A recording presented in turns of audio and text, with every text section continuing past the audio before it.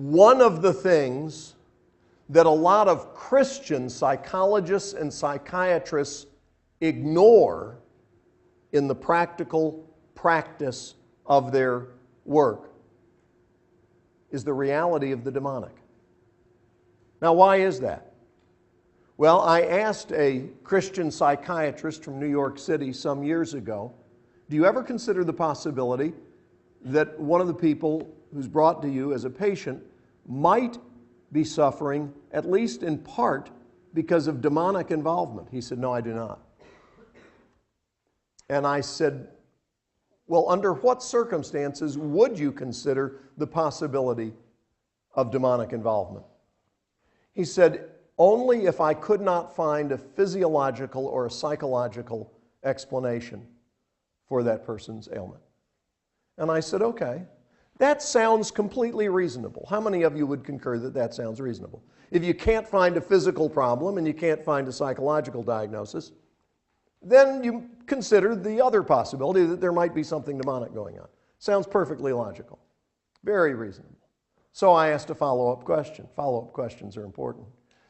I asked a follow-up question, and the question was, as you look at the stories in the New Testament of people who suffered as a result of demons, are there any for whom you would not have either a physiological or a psychological explanation? No, I don't believe there are.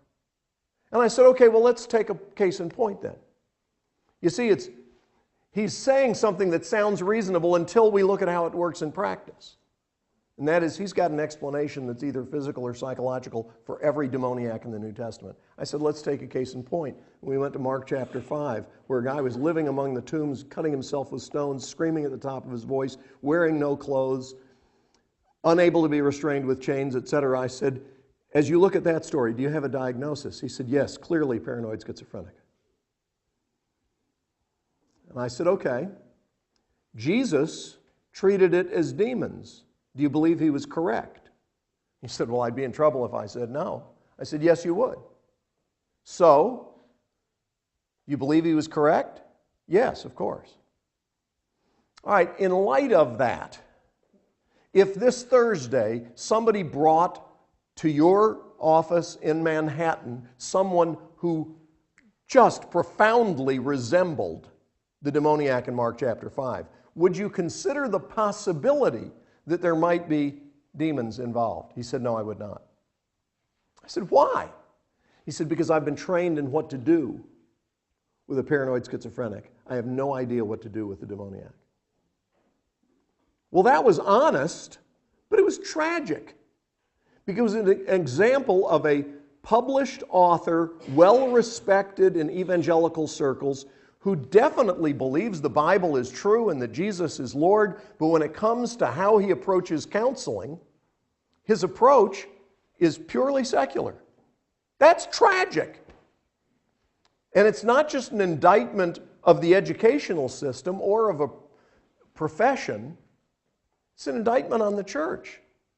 Because when we encounter folks who have demonic issues, we're like, I think we need to set him up with a doctor. I think they need to be hospitalized right away. And I'm just telling you, demons are real.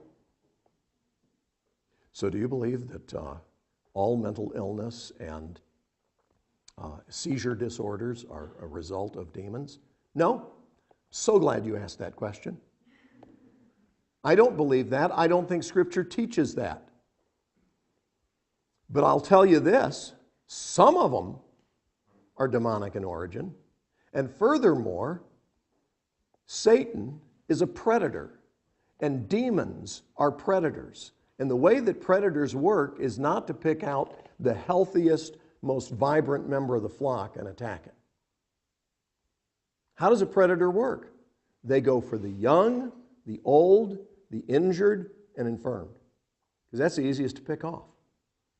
So if somebody has brain chemistry issues, traumatic background in the family, whatever, the devil doesn't say, oh, well, I can't attack that person, that wouldn't be fair. He says, hey, that looks like an easy mark, I'm going to go after them.